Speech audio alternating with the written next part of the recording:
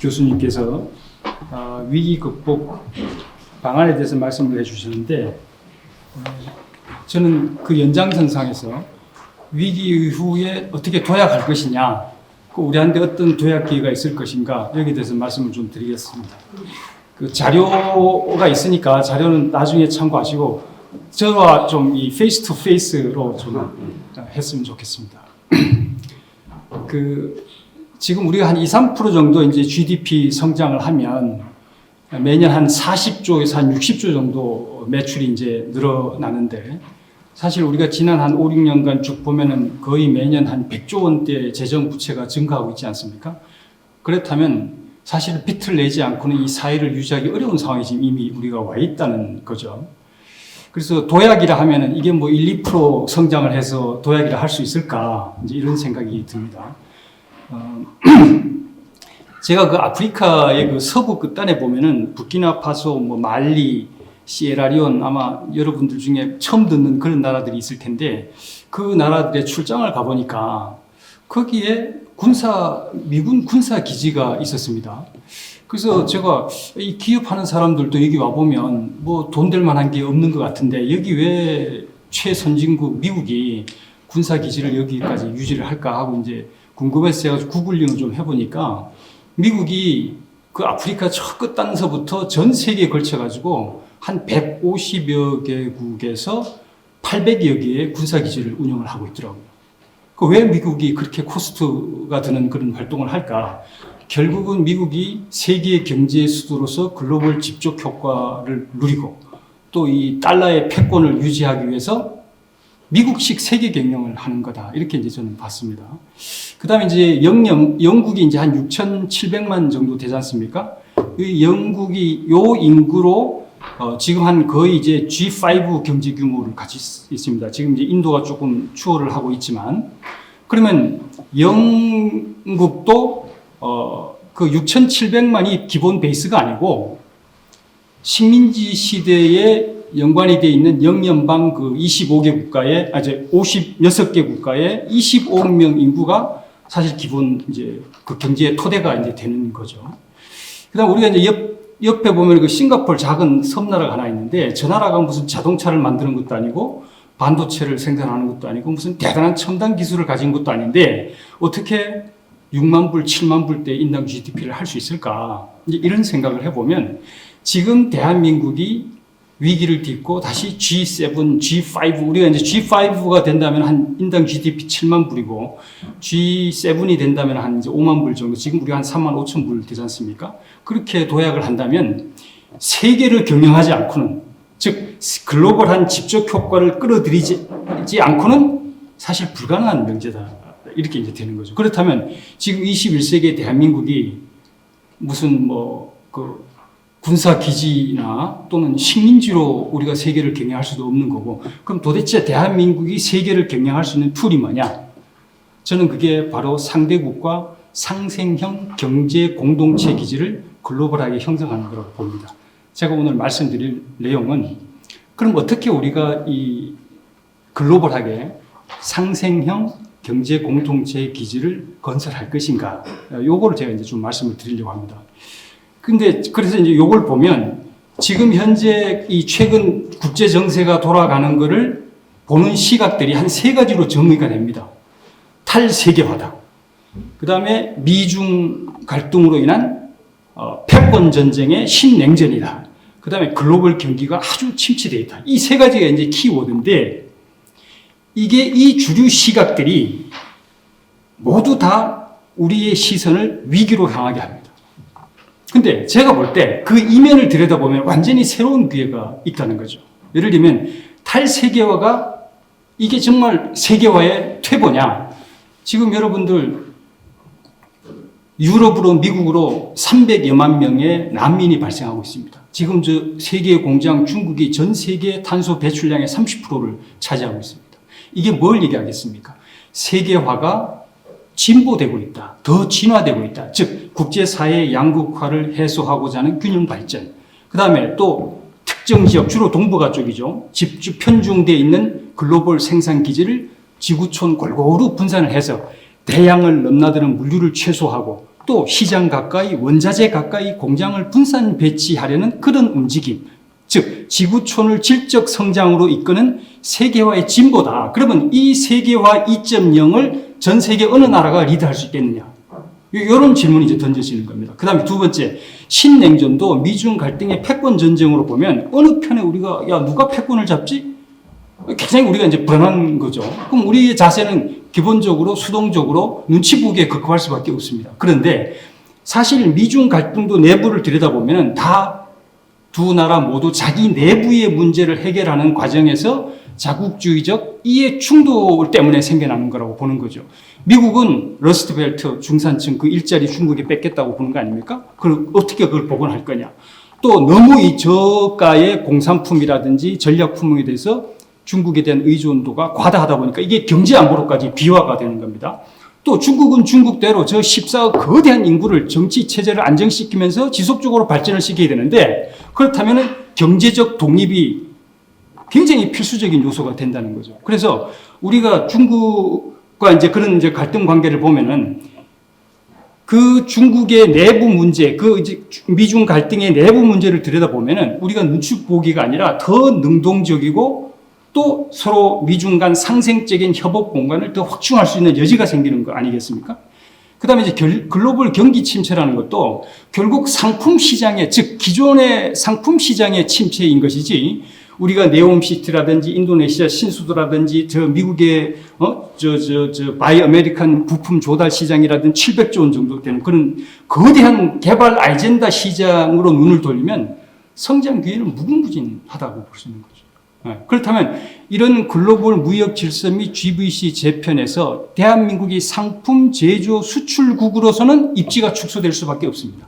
그러나 이 다양한 우리 산업 포트폴리오, 대한민국이 가지고 있는, 그리고 아주 숙련된 베이비 부모들이 가지고 있는 현장 기술들, 이 기술들을 가진 제조 강국으로서 우리를 보면 그런 개발 아젠다를 서비스할 수 있는, 즉 제품 대신에 우리의 산업과 기술 노하우를 서비스로 수출할 수 있는 어마어마한 시장이 열린다는 거죠.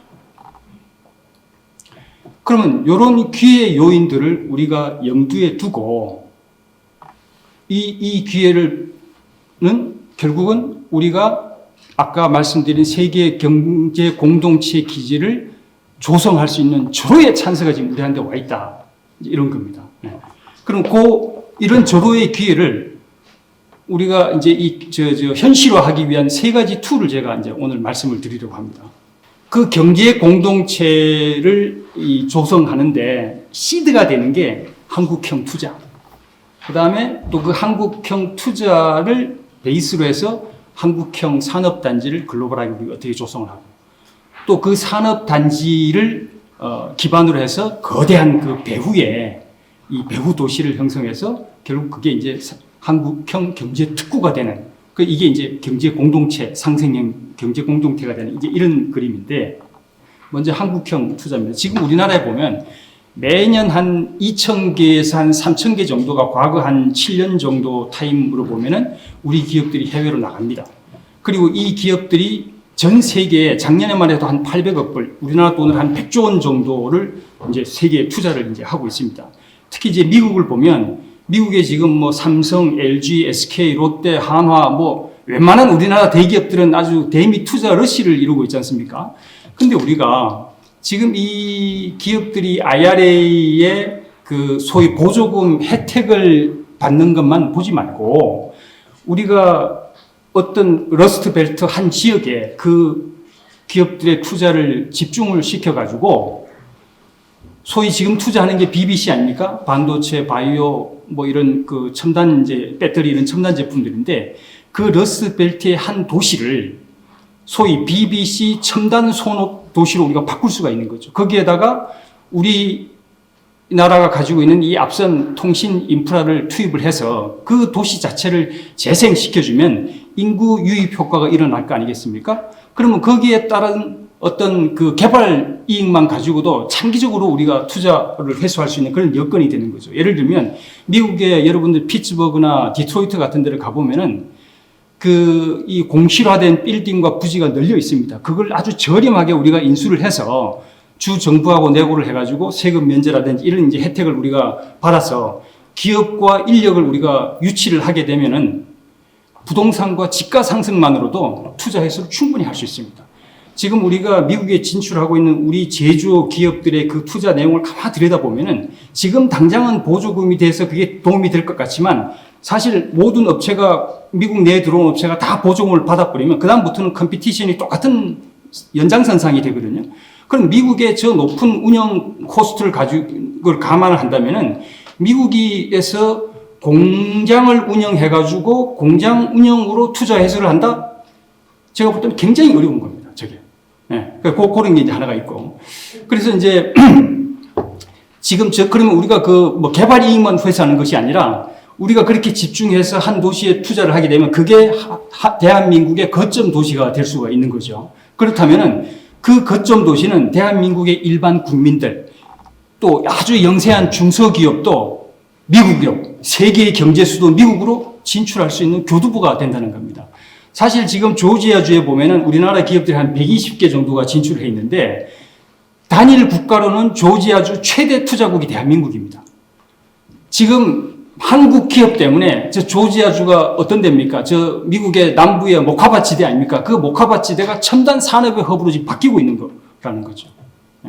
그래서 이 K형 한국 투자라는 거는 우리가 2, 3천 개의 기업들이 매년 이제 투자를 하고 있는데 이걸 진출국별로 뭐 사우디면 사우디, 인도네시아면 인도네시아, 미국이면 미국별로 소팅을 해서 어느 특정 한 지역에 투자를 우리가 한다면은 팀 코리아 뭐 패키지 요즘 이제 그 말이 지금 뭐 캐치프레이가 있지 않습니까? 그런 패키지로 해서 한 지역에 투자를 하면 개별 기업이 진출했을 때보다 그 투자 리스크도 줄일 수가 있고 또 개별 기업의 투자 이익 회수만 하는 것이 아니라 국가 차원에서 국부 창출을 할 수 있는 그것도 장기적으로 할 수 있는 터전이 마련이 된다는 거죠.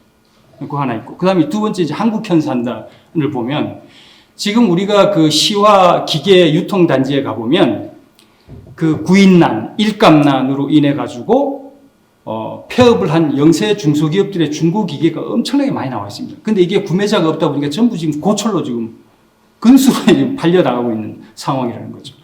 우리나라가 산업화 초기에 전국에 걸쳐가지고 한 30여 개 국가산단을 만들었지 않습니까? 그리고 각 지방의 지자체들이 그 국가산단에 있는 제조산단을 경제 엔진으로 해가지고 산업 도시를 형성하면서 국가 균형 발전을 잘 이제 해 왔는 거죠.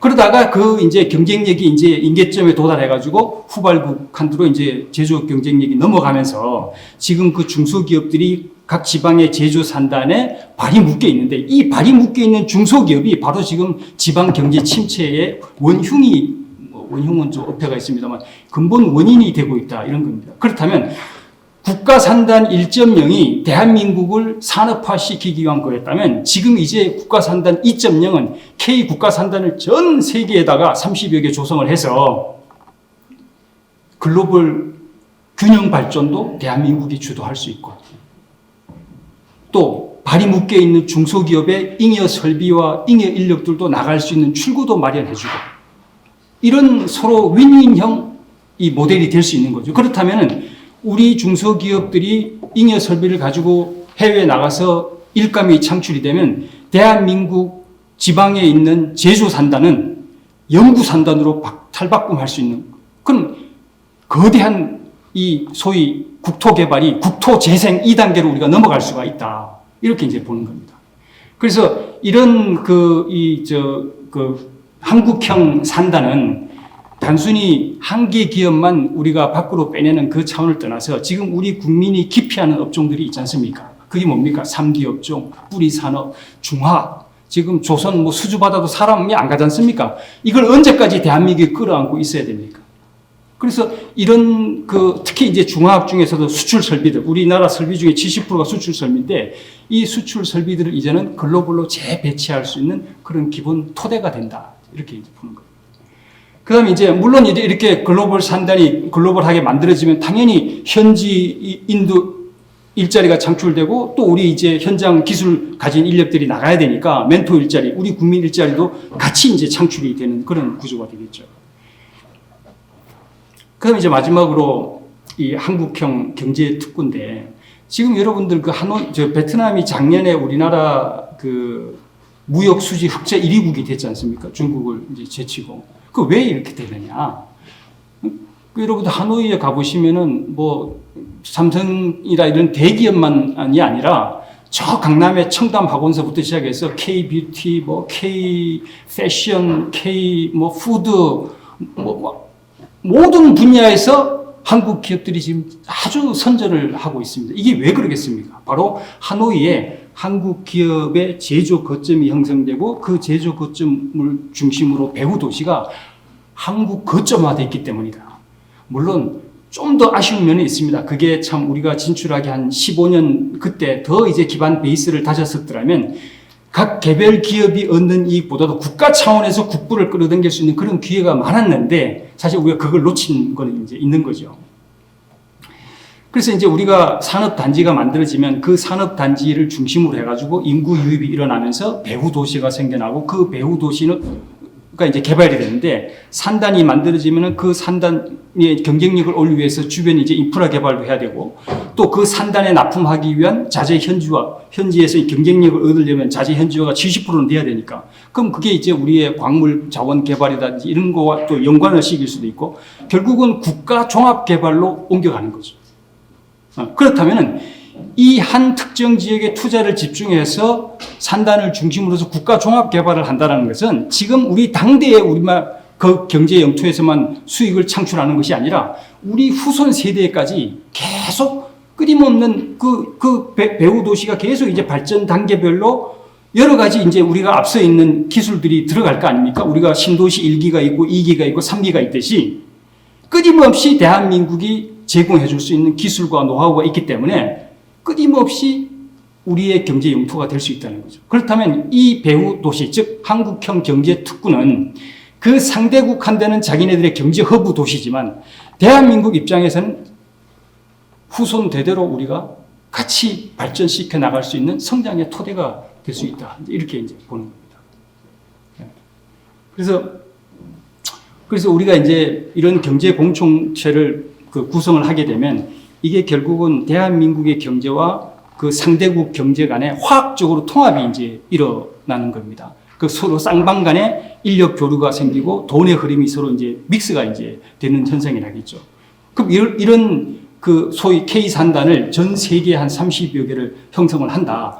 그러면은 대한민국은 어떻게 되겠습니까? 우리는 산업 현장을 지원하는 본사국가, 멘토국가, 또 코칭국가, 또 지금 수도 서울이 지방 사업장에 대해서 수도 역할을 하듯이 글로벌 산업 수도, 국제사회의 돈과 인재가 모여드는 국제 허브로 우리는 도약을 하게 됩니다. 요즘 여러분들 이 지방에 가보면 지자체마다 뭐 국가 정원, 그 다음에 지방 정원, 이 아주 경쟁적으로 그런 조성에 나서고 있는데 이 바람이 여러분들 어떻게 봅니까? 이 흐름. 전 국토를 정원화하고 공원화해서 삼천리 금수강산, 우리가 먹고 살기 위해서 외부에서 자재를 가져와갖고 제품을 만들어서 내다 팔고 그 폐기물을 대한민국 삼천리 금수강산에 다 이제 오염을 시켰는데 이제 먹고 살 만큼 됐으니까 아까 제가 국토재생이라고 말씀을 드렸는데 이 선상에서 그 삼천리 금수강산 회복하고 그 깨끗한 나라 환경 속에서 세계 최고의 고학력 지식사회, 인구 대비 학력 수로 보면 학력 박사수도 그렇고 또 학사수도 그렇지만 세계 최고입니다, 대한민국. 이 최고 고학력 지식사회에 살아가는 국민답게 전 국민이 연구원으로 바뀔 수가 있는 거죠. 즉 지식 기반의 일자리 환경으로 바뀌어질 수가 있다. 이때까지는 우리 국민이 배를 직접 더 잘 만드는 데 시간을 썼다면 앞으로는 더 좋은 배를 어떻게 만들까 연구하는 데 씁니다. 대한민국 전체가 글로벌 연구소에 우리 국민은 연구원으로 탈바꿈하는 그런 이제 시대가 올 수 있다. 저는 이렇게 이제 보는 겁니다. 그래서 이게 뭐 짧은 시간에 제가 다 말씀을 못 드리겠습니다만은 그 중국에 제가 아침에 이제 출근을 하면서 이쪽으로 오면서 보니까 온통 그 벽보에 여러 가지 이제 세미나들인데 그 중에 one of가 이제 오늘 이 세미나인데 정말 대한민국에 뭔가 새로운 답을 찾고자 하는 많은 이 보이스들이 지금 나오고 있는데, 제가 오늘 여기에서 또 이 귀한 분들을 모셔놓고 또 하나의 노이즈를 더하는 건 혹시 아닐까, 이제 이런 생각을 제가 하면서 이제 왔는데, 그 수많은 아이디어들 중에서 결국 어떤 아이디어가 뭐 운때가 맞아가지고 국가 전략으로 채택이 돼서 한 국가의 운명을 바꿀 수도 있지 않겠냐, 이제 그런 게 있는데, 중국의 왕후닝이라고 있지 않습니까? 저 양반이 중국의 일대일로를 창안했는 거거든요. 그 양반이 그 일대일로를 만들 때 기본 컨셉이 뭐였냐면, 중국이 어마어마한 수출로, 즉 세계 공장으로 벌어들인 이 달러, 중국의 달러가 넘치는 겁니다. 이 달러를 놀게 할 수 없으니까 그 달러 과잉 자본을 방출시키고 또 과잉 생산 캐파를 방출시키기 위해서 일대일로 실크로드 경제벨트를 만들었는데, 지금 그게 뭐 여러 가지 이제 좀 운영상의 문제가 있어서 국제사로부터 비판을 받고 있습니다만, 정말 대한민국이야말로 지금 이 시점에, 이 피크 코리아 이 시점에 이 유기적, 즉 우리 자생적 내부 성장 한계가 피크에 와 있는 이 시점에 저런 한국형 글로벌 뉴딜, 뭐 이름은 어떻게 될지 모르겠습니다만, 그런 게 반드시 이루어져야 하지 않을까. 아까 우리 주병기 교수님께서 말씀하신 그 연장선상에서 저는 자그마한 어떤 도약의 기회, 그 차원에서 제가 아이디어를 하나 말씀을 드렸습니다. 이상입니다. 감사합니다.